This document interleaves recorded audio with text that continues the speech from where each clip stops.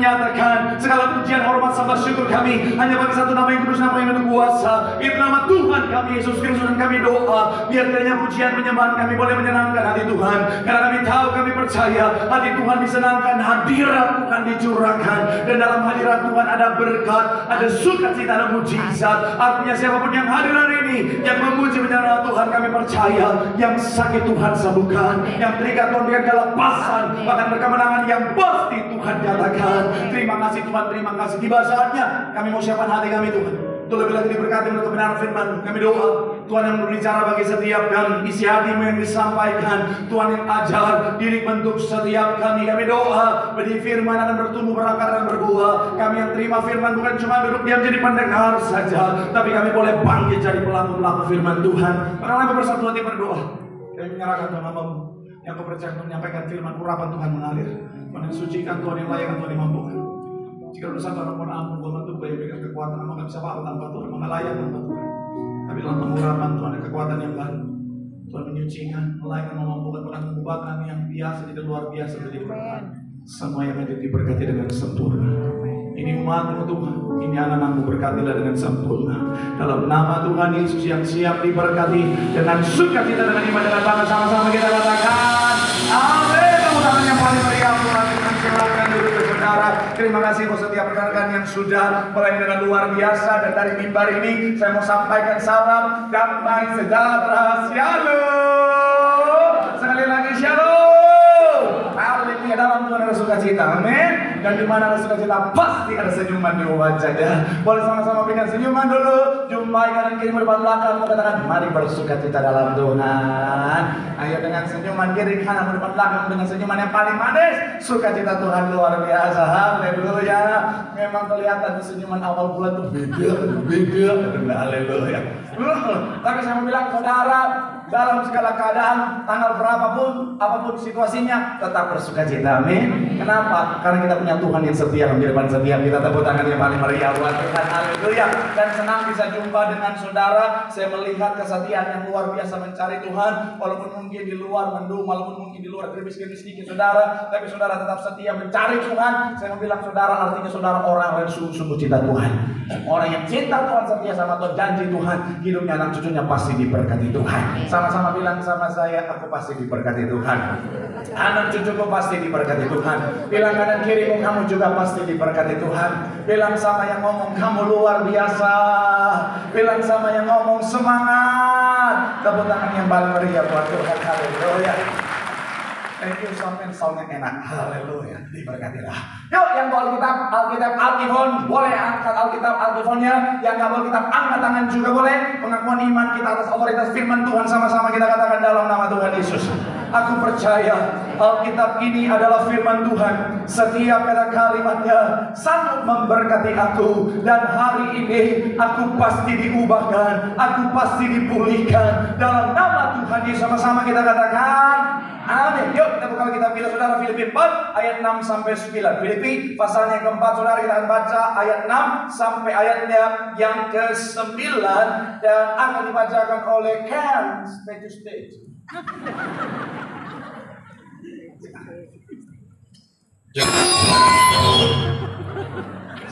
Stay to.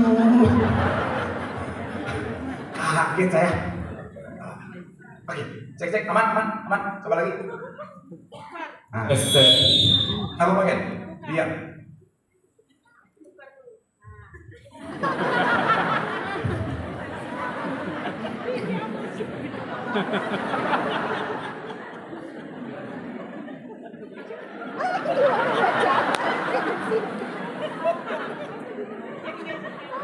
Ken, baru dipeluk. Pendeta udah kuku begini, gimana dipeluk jemaat Ken? Jemaat-jemaat sekarang ngeri. Oke, silakan.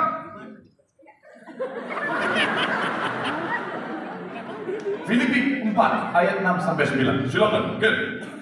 Janganlah hendaknya kamu khawatir tentang apapun juga, tetapi nyatakanlah dalam segala hal keinginanmu kepada Allah dalam doa dan permohonan dengan ucapan syukur. Damai sejahtera Allah yang melampaui segala akal akan memelihara hati dan pikiranmu dalam Kristus Yesus. Jadi akhirnya, saudara-saudara, semua yang benar, semua yang mulia, semua yang adil, semua yang suci, semua yang manis, semua yang sedap didengar, semua yang disebut kebajikan dan patut dipuji, pikirkanlah semuanya itu. Dan apa yang telah kamu pelajari, dan apa yang telah kamu terima, dan apa yang telah kamu dengar, dan apa yang telah kamu lihat padaku, lakukanlah itu. Maka Allah sumber damai sejahtera akan menyertai kamu. Terima kasih. Yuk sama-sama kita lihat ayat 6 dulu saudara, baru kita loncat ayat 9. Sama-sama ayat 6 dulu saudara, sama-sama kita baca. Yuk, yang saudara di sana boleh bilang aku diberkati. 3 ya. Janganlah apa? Hendaknya kamu khawatir tentang apapun juga, tetapi apa? Sama-sama bilang sama saya, jangan khawatir. Kenapa? Karena ayat 9 bilang begini saudara. Ayat ke-9 dikatakan apa di sana? Boleh munculkan ayatnya yang ke-9. 3 ya. Dan apa yang telah kamu pelajari, dan apa yang telah kamu apa? Dan apa yang telah kamu lihat, lakukanlah. Kalimat terakhir dikatakan apa? Maka Allah sumber damai sejahtera akan apa? Sama-sama sama saya damai sejahtera. Jadi ketika bicara tentang Tuhan menciptakan saudara dan saya, yang Tuhan mau ketika kita hidup di bumi ini, saudara, setelah karya keselamatan yang Tuhan kerjakan di atas kayu salib adalah apa? Saudara hidup damai sejahtera. Saudara mengalami yang namanya sukacita Tuhan yang luar biasa. Bahkan kalau saya boleh pinjam kalimat kepala sidang kita, saudara, yang Tuhan mau hidup kita di bumi seperti di sorga, katakan amin. Nah, tapi begini saudara, kalau kita mau lihat evaluasi keadaan dunia hari-hari saudara, gak bisa dipungkiri bahwa apa? Dunia yang sementara kita jalani hari-hari saudara, ada banyak orang alami yang namanya kecemasan, ada banyak orang alami yang namanya kekhawatiran saudara. Ada satu survei yang dilakukan saudara, jadi ketika bicara tentang kecemasan, ketika bicara tentang kekhawatiran saudara, ada satu survei yang dilakukan saudara, itu 1 dari 5 orang dewasa saudara, jadi 1 dari 5 orang dewasa ternyata alami yang namanya kecemasan. Apa beda kecemasan dan juga kekhawatiran? Kekhawatiran kalau dibiarkan terus menerus, akhirnya apa saudara? Bisa menjadi yang namanya kecemasan. Jadi kecemasan satu level di atas kekhawatiran. Dan saya mau bilang saudara, ternyata Gen Z itu ternyata punya dampak yang paling banyak saudara. Dulu saya pikir hanya orang tua yang udah punya tanggung jawab, punya anak yang akhirnya bisa ngalamin yang namanya kekhawatiran. Tapi ternyata Gen Z juga kena dampaknya. Kenapa? Karena saking mengkhawatirkan dunia hari-hari saudara. Dan memang kalau kita lihat berita saudara, masuk kuartal kedua tahun ini saudara, karena kebijakan-kebijakan yang diambil saudara, contohnya akan diambil oleh Trump saudara, akhirnya mengguncang dunia. Akhirnya negara superpower dari negara-negara di sekitarnya saudara, yang merupakan negara kecil, negara berkembang saudara, goncangannya lebih terasa. Kalau saya boleh pinjam kalimat seorang pakar ekonomi, dia bilang begini saudara, kalau misalnya Amerika itu batuk-batuk saudara, Indonesia bisa TBC katanya saudara. Iya, saking besarnya dampaknya saudara. Dan akhirnya apa saudara? Bicara tentang indikatornya, kita bisa lihat harga emas tiba-tiba naik saudara. Kemudian yang namanya kenapa harga emas naik? Karena demand-nya tinggi. Kenapa demand-nya tinggi? Karena kepercayaan terhadap moneter itu berkurang. Ini bukan khotbah, ini kelas ekonomi saudara.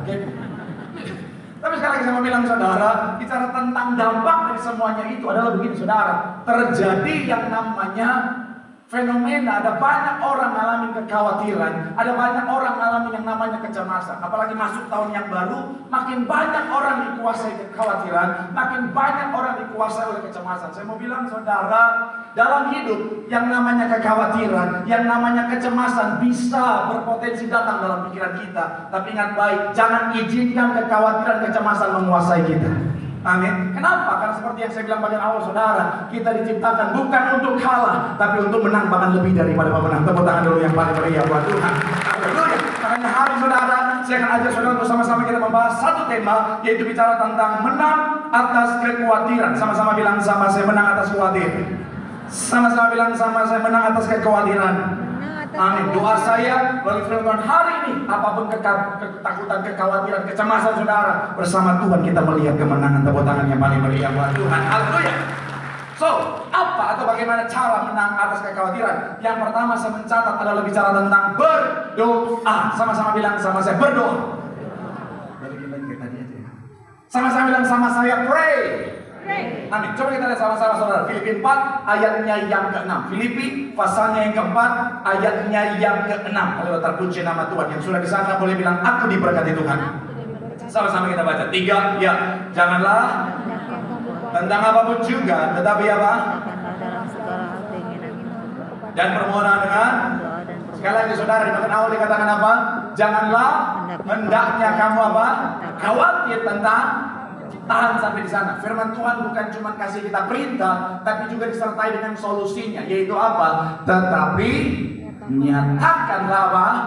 Dalam segala hal keinginanmu kepada Allah dalam, sama-sama bilang sama saya dalam doa. Sama-sama bilang sama saya berdoa. Amin. Kenapa saya mau bilang sekali lagi saudara dan saya akhirnya bisa khawatir? Karena seringkali begini saudara, sesuatu yang kita khawatirkan itu di luar kemampuan kita. Sekali lagi saudara, firman Tuhan bilang apa? Kalau kita khawatir, solusinya untuk menang atas kekhawatiran berdoa. Kenapa? Karena begini, ada banyak orang khawatir karena apa yang dia khawatirkan itu melebihi daripada kemampuannya. Betul ya? Seringkali kita khawatir, kenapa? Karena sesuatu yang kita khawatirkan itu di luar kemampuan kita, lebih daripada kemampuan kita. Karena kalau itu masih dalam kapasitas kita, kita nggak akan khawatir, betul ya? Sederhananya begini, saya dulu waktu masih kismin yang minta ampun, saudara. Di mana dompet cuma ada cepat goceng, saudara. Saya kalau masuk ke restoran mewah, saya khawatir. Iya kan? Kalau masuk ke restoran mewah, saya khawatir. Kenapa? Karena harga menu di restoran mewah biasanya melebihi daripada kemampuan saya. Iya kan? Apalagi kalau misalnya jalan sama gebetan, darah Yesus. Kita kan harga diri bos, laki-laki bos. Jadi kalau masuk restoran mewah terus nggak mampu bayar, darah Yesus terdekat dalam saya, makan enak, habis itu cuci piring saya. Kenapa kekhawatiran itu muncul? Karena lebih daripada kemampuan. Tapi itu dulu. Sekarang beda bos. Ingat saya masuk restoran bintang, bukan bintang 5 lagi, bintang 7 terpercaya. Itu restoran mewah banget sudah. Itu restoran buat saya, mungkin buat Sultan Sudirman sekitarnya itu biasa aja. Tapi buat saya itu restoran yang mewah. Kenapa? Karena kalau saudara pesan makanan apa, itu yang akan masak, akan jadi chef adalah orang yang datang dari tempat di mana makanan itu berasal. Jadi kalau misalnya saudara pesan Chinese food, yang masak Wong Fei Hung. Saya masak ya Hao Shan. Wah. Persis saya masak sama Bobon kemarin. Wah. Kalau misalnya saya pesan Prancis, yang masak mungkin Leonardo da Vinci. Voulez-vous bouger? Sebabnya monomo. Kalau misalnya pesannya mungkin Japanese food, yang samurai, Doraemon nih. Dan saya masuk nggak khawatir saudara. Saya pesan 2 porsi malah, padahal harganya ya. Saya mau bilang ya, mungkin banyak sultan di sini mungkin nggak berani, tapi buat saya itu mahal. Harga 1 porsi, 1 menunya itu saudara seharga cek USG. Anak-anak muda nggak tahu USG. USG itu tuh kalau misalnya ibu-ibu mau cek kandungan anaknya lebih gerak-geraknya, cuma untuk lihat anaknya gerak-gerak itu bayar 500.000 saudara. Makanya ada bapak-bapak ketika cek USG dia bilang sama anak, jangan banyak gerak supaya bayar 300.000.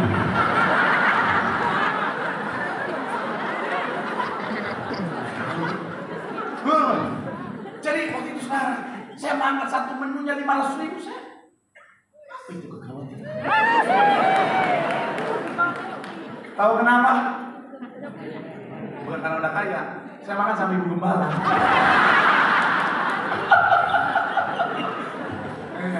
Sama omak ya. Iya. Apa yang perlu saya khawatirkan? Ibu yang banyak. Saya pesan 2 porsi. Saya pesan 2 porsi. Saya bilang, saya pesan dulu aja.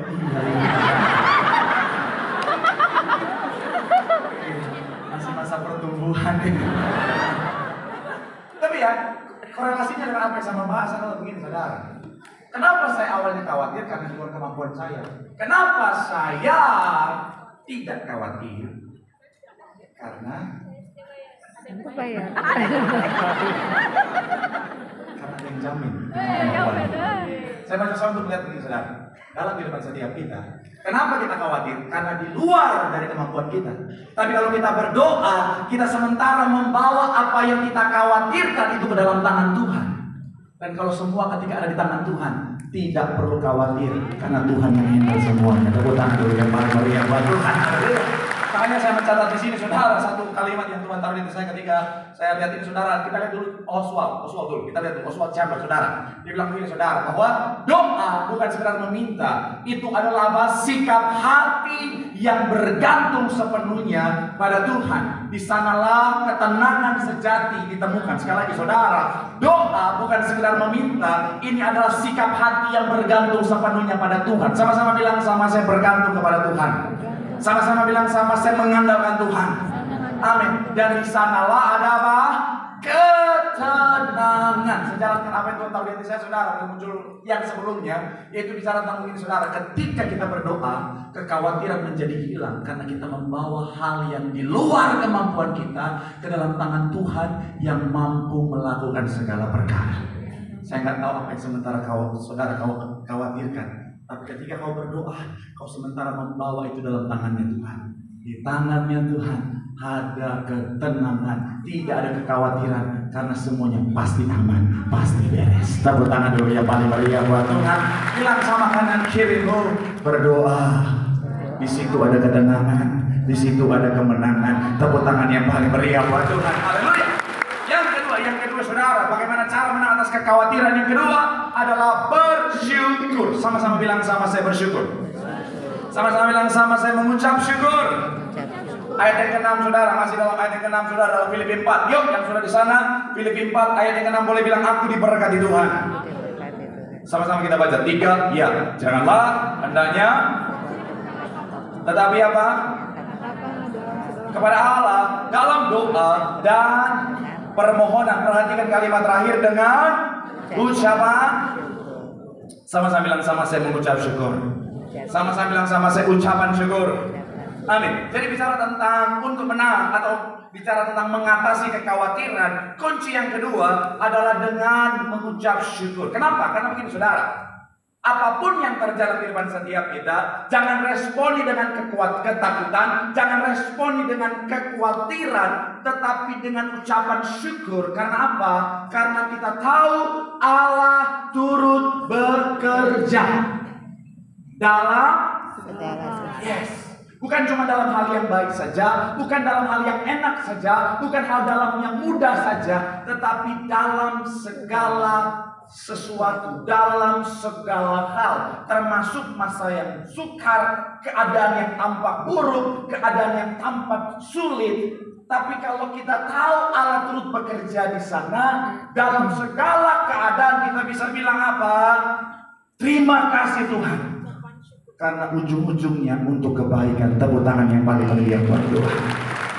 Makanya kata mengucap syukur di sini, saudara, bahasa aslinya itu, saudara, boleh munculkan tim saya. Itu bicara tentang Eucharistia, artinya apa?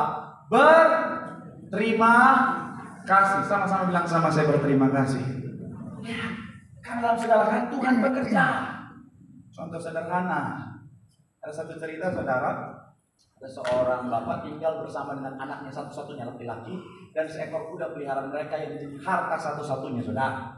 Ini terjadi di pedalaman Eropa, saudara, di sebuah desa. Singkat cerita, si bapak ini, saudara, dia bersama dengan anaknya ini, saudara, ketika mereka punya satu ekor kuda, kudanya lari ke hutan. Lari ke hutan, saudara. Singkat cerita, orang bilang apa? Kamu sial, kamu rugi. Harta satu-satunya hilang ke hutan. Tapi bapak ini tetap bilang apa? Puji Tuhan. Tetap mengucap syukur. Singkat cerita, beberapa hari setelah itu, kuda yang satu ini yang dari hutan, dia kembali dengan beberapa kuda liar lainnya, saudara. Akhirnya apa? Kudanya jadi banyak, saudara. Singkat cerita, si anaknya satu-satunya, anak laki-laki ini, saudara, dia mau melatih si kuda liar ini menjadi jinak. Ketika dia latih si kuda liar ini, saudara, akhirnya salah satu kuda liar loncat setinggi-tingginya, jatuh si anaknya, kakinya patah. Orang bilang, kamu sial, dan lain sebagainya. Tapi si bapak ini bilang apa? Puji Tuhan. Singkat cerita, saudara, anaknya sedang patah kaki, tiba-tiba bergejolaklah perang dunia, saudara. Semua harus wajib militer, harus ikut perang. Anaknya selamat. Kenapa? Karena dalam keadaan yang sulit. Saya mau bilang, saudara, mungkin dari kacamata kita kayaknya keadaannya tidak mudah, kayaknya keadaan yang sulit. Tapi kalau Tuhan bekerja di sana, kita bisa bilang apa? Terima kasih Tuhan, karena semuanya untuk kebaikan. Tepuk tangan yang paling meriah dari Tuhan. Kalau saudara follow Instagram saya, saudara pasti tahu pasca ini saya lagi banyak keluar kota. Saudara follow Instagram saya, yang belum follow di blog aja.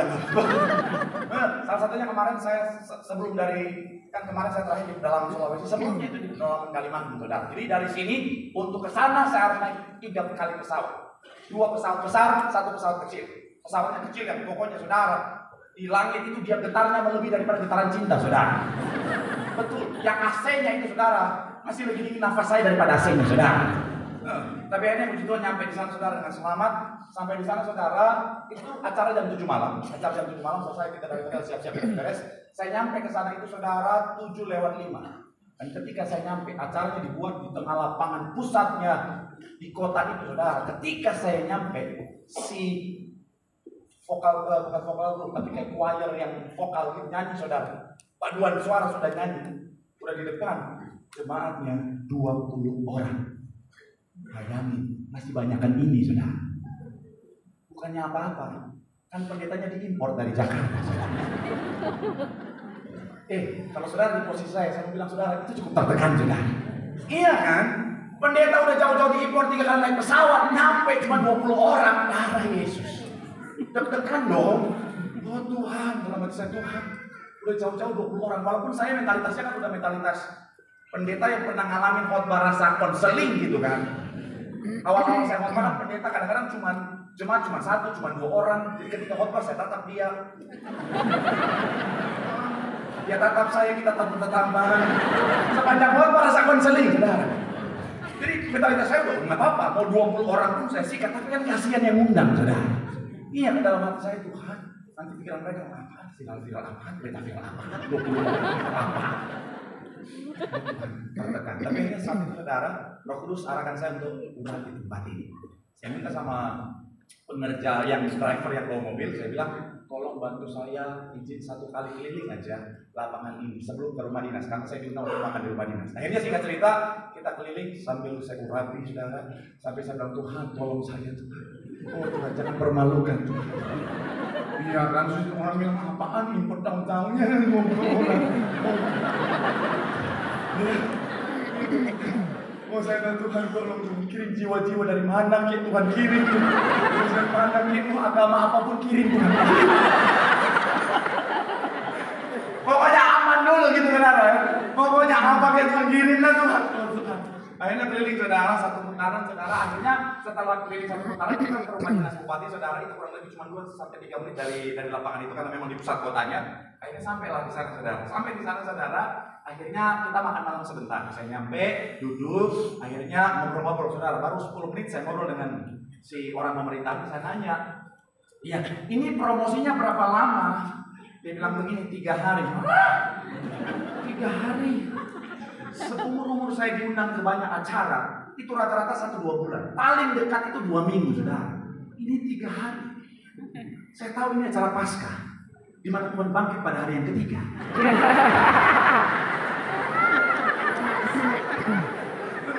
Tapi mau ya kenapa promosinya juga 3 hari gitu dalam saya. Tuhan, si bapak coba menenangkan saya dan bilang aman kok Pak.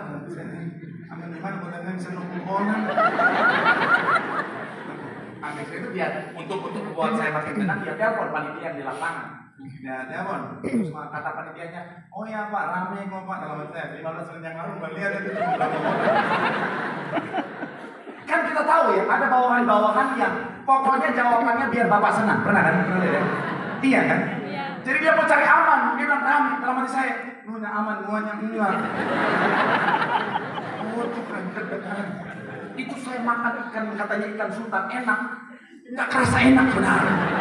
Tertekan Tuhan dulu. Akhirnya saya cerita sudah udahlah Tuhan ya udahlah berapa malu ya udahlah Tuhan.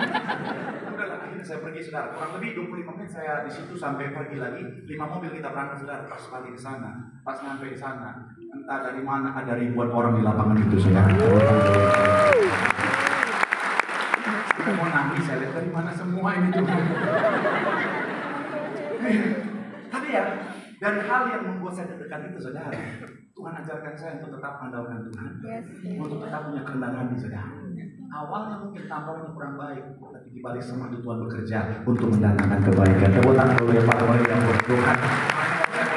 saudara, satu kalimat saudara dari bicara tentang Rick Warren, dia bilang begini saudara, ketika kamu bersyukur dalam segala hal, kamu mengubah rasa takut menjadi iman dan keluhan menjadi sukacita. Sebelum kita pindah ke poin terakhir, mesti bersiap-siap saudara. Saudara pernah lihat orang masak pakai begini saudara? Chef masak pakai begini saudara? Nah, pernah lihat? Pernah lihat ya? Pernah lihat? Kalau saudara nggak tahu di mana, di daerah kota Harmoni sana saudara, ada mau jual nasi goreng begini saudara. Nah, kalau kita nggak tahu kan, kita lihat ini kita bisa khawatir kan. Jangan makanan saya angus ini, rusak ini, karsinogenik ini, angus. Iya kan? Kalau kita nggak tahu kan bisa begitu kan? Kenapa? Kekhawatiran muncul saudara. Pesan saya buat ibu-ibu ya. Kalau saudara masak terus tiba-tiba terjadi begini, tetap tenang, oke? Ini saya merasa perlu untuk kasih tahu sama saudara lagi ibu. Bu, shalom ibu. Bu, kalau kau lagi masak terus tiba-tiba menyala begini bu, pastikan tetap tenang dulu. Kemudian jangan siram air. Karena kalau kau siram air, si minyaknya bisa mencar, apinya bisa berbahaya, oke? Jadi caranya gimana Pak Pendeta? Ambil kain basah, kalau perlu handuk agak tebal, basahin full. Mundur 2 langkah. Ini nggak ada pendetaannya, jadi saya dong nggak ada kerjaan. Mundur 2 langkah. Soalnya kan waktu minggu lalu terlalu berat. Ada yang bilang, Pak Pendeta berat banget rasa pendalaman kita. Pak Pendeta bilang, Pak Pendeta bagus sekali bertumbuh secara rohani. Hari ini santai sedikit ya, tanpa mengurangi kedalaman teologisnya. Jadi mundur, bawa handuk basah tadi mundur 2 langkah. Dari jauh lihat api bilang, menyala komporku, gitu ya.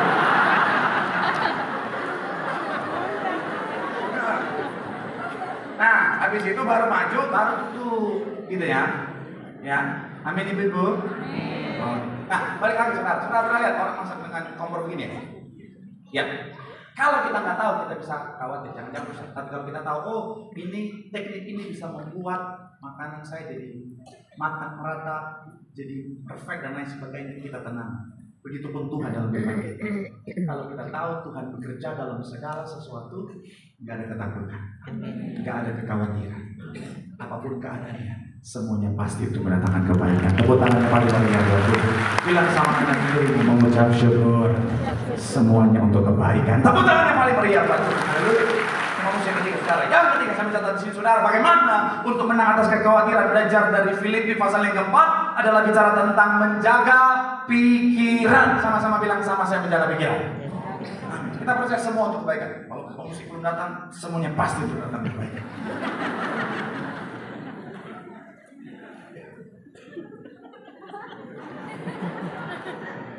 Apa? Walaupun belum datang, tapi pasti mendatangkan kebaikan. Filipi 4 ayat 8 sama-sama kita baca. 3 ya. Jadi semua yang benar, semua yang mulia, semua yang adil, semua yang suci, semua yang sedap didengar, semua yang disebut apa? Pikirkanlah apa? Sekali lagi saudara 3 ya. Jadi akhirnya saudara-saudara, semua yang benar, semua yang mulia, semua yang adil, semua yang suci, semua yang manis, semua yang sedap didengar, semua yang disebut kebajikan dan patut dipuji. Sama-sama bilang sama saya semua yang benar. Sama-sama bilang sama saya semua yang baik. Sama-sama bilang sama saya pikirkanlah semuanya itu. Amin. Kalau saudara mau evaluasi, salah satu alasan saudara dan saya sering kali kita khawatir karena kita membiarkan pikiran kita itu liar, saudara. Betul ya? Kalau saudara mau evaluasi, kita mau evaluasi sama-sama saudara. Sering kali kekhawatiran itu muncul dalam kehidupan kita karena kita nggak jaga pikiran kita. Kita biarkan pikiran kita kemana-mana, akhirnya sebenarnya nggak ada apa-apa. Akhirnya jadi khawatir karena pikiran kita yang kemana-mana. Dan paling banyak maaf ya, pelakunya wanita. Bukan yang di sini, yang di SCBD. Karena tadi saya di SCBD, saya bilang yang di Sarbini. Contoh sederhana ya, ibu-ibu kalau suaminya pulang, suami sebenarnya nggak apa-apa, lagi kerja di kantor, lagi diam-diam, fokus, karena udah akhir bulan, target. Tapi kadang jam segini kok belum pulang, jam segini belum pulang. Jangan. sebelah meja dia tuh si wanita itu ganjen banget itu, kuntilanak itu. Karena mereka tatap-tatapan, kiri-kirian. Memang. Iya kan? Iya kan? Kadang-kadang suami pulang,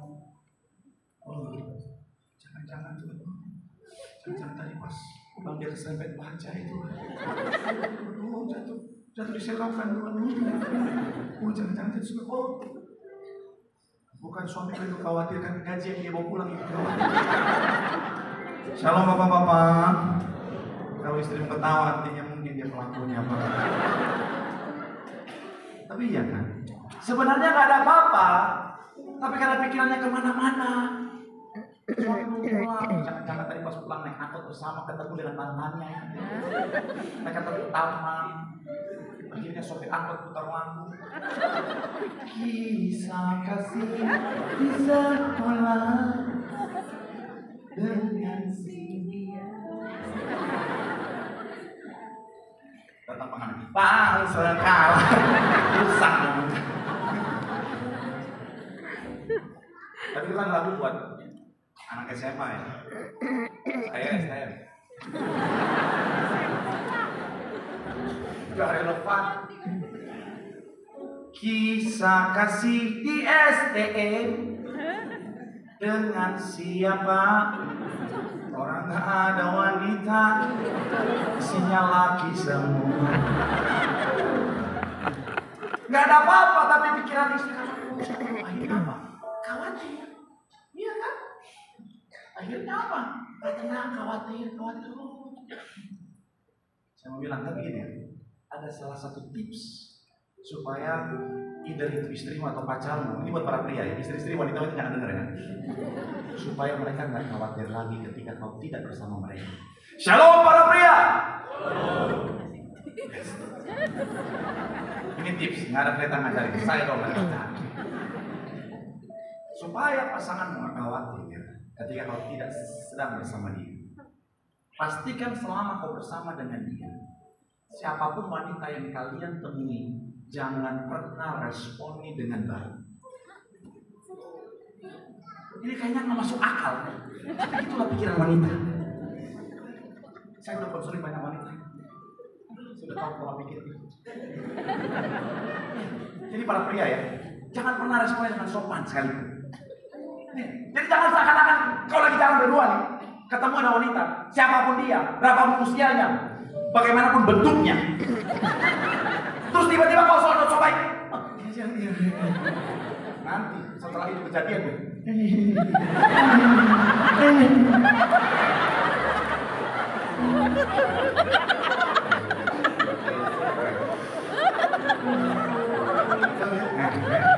Kau lihat kan respon mereka kan? Mereka memang makhluk ciptaan Tuhan yang unik. Kau tiba-tiba tolong orang di wanita nih. Tuhan berkati ya. Habis itu Tuhan berkati.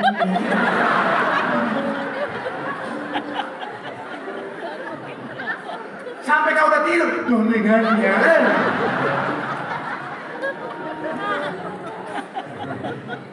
Nanya, ini sudah nggak ketemu di berita lain. Shalom para pria. Benar baik.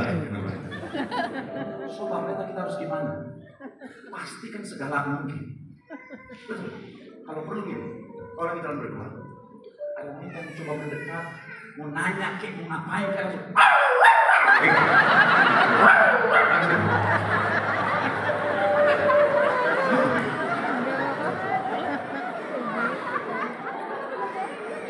Percayalah, pasanganmu akan tenang. Betul para wanita? Gak punya perasaan.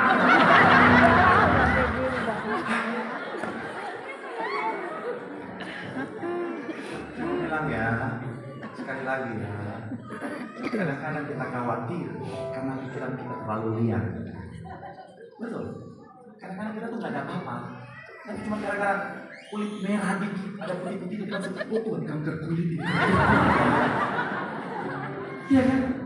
Ada orang kadang-kadang gitu kan, kanker kulit ini tuh. Padahal panu campur kadas kurang.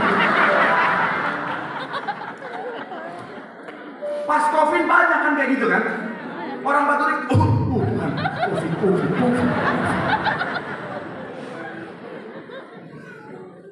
Saya mau bilang sekali lagi saudara, seringkali pikiran kita terlalu liar, makanya kita jadi khawatir. Makanya kalau kita bilang apa? Jaga pikiranmu. Billy Graham bilang begini saudara, pikiranmu menentukan tindakanmu. Jagalah pikiranmu, karena apa yang kamu pikirkan itu ternyata membentuk diri kita saudara. Josh Meyer bilang begini saudara, kamu tidak akan pernah bisa memiliki hidup yang positif dengan pikiran yang negatif. Kemudian kalimat Rick Warren bilang begini saudara, apa yang memenuhi pikiranmu akan membentuk arah hidupmu. Sekali lagi, apa yang memenuhi pikiran kita akan membentuk arah hidup kita. Pilihlah kebenaran, kebaikan, dan kebenaran. Ketika baca ini saudara, yang Tuhan tahu lihat saya begini. Ketika mulai muncul dalam pikiran kita hal yang mengkhawatirkan kita saudara, jangan biarkan itu dalam pikiran, tapi langsung ganti dengan firman Tuhan. Ketika iblis coba taruh, kamu gak akan sembuh, itu penyakit gak ada obatnya, kamu gak akan pulih kata dokter dan no hope. Jangan biarkan itu dalam pikiranmu, ganti dengan firman Tuhan. Oleh tidur-tidurnya aku pasti sembuh. Ketika iblis coba taruh dalam pikiranmu,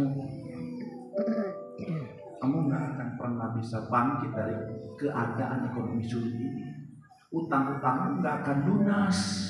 Kamu udah gak mungkin lagi bisa bangkit, bangkrut perusahaanmu dan lain sebagainya.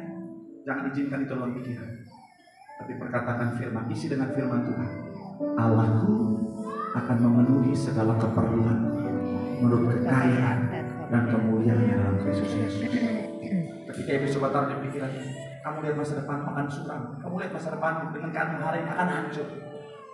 Ganti dengan firman Tuhan. Masa depan sungguh ada, karena rancangan indah yang Tuhan sediakan bagiku. Boleh berikan tepuk tangan yang paling meriah buat Tuhan. Bilang sama kanan kirimu, jaga pikiran. Bilang sama yang ngomong, isi dengan firman. Di situ ada kemenangan, di situ ada kemuliaan. Tepuk tangan yang paling meriah buat Tuhan. Yang diberkati boleh lambaikan tanganmu. Sorak-sorai yang paling meriah buat Tuhan. Haleluya. Sama-sama tundukkan hati kita di hadapan Tuhan. Sama-sama doa di hadapan Tuhan. Terima kasih Tuhan. Terima kasih. Haleluya. Meskipun Tuhan tak menolongku, meskipun duri dalam dagingku, ku tetap memilih untuk percaya dan mengucap syukur. Karena meskipun doaku tak terjawab Tuhan, meskipun doaku tak terjawab, meskipun hatiku habis lenyap, meskipun hatiku habis lenyap, ku tetap memilih untuk percaya Tuhan. Ku tetap memilih untuk percaya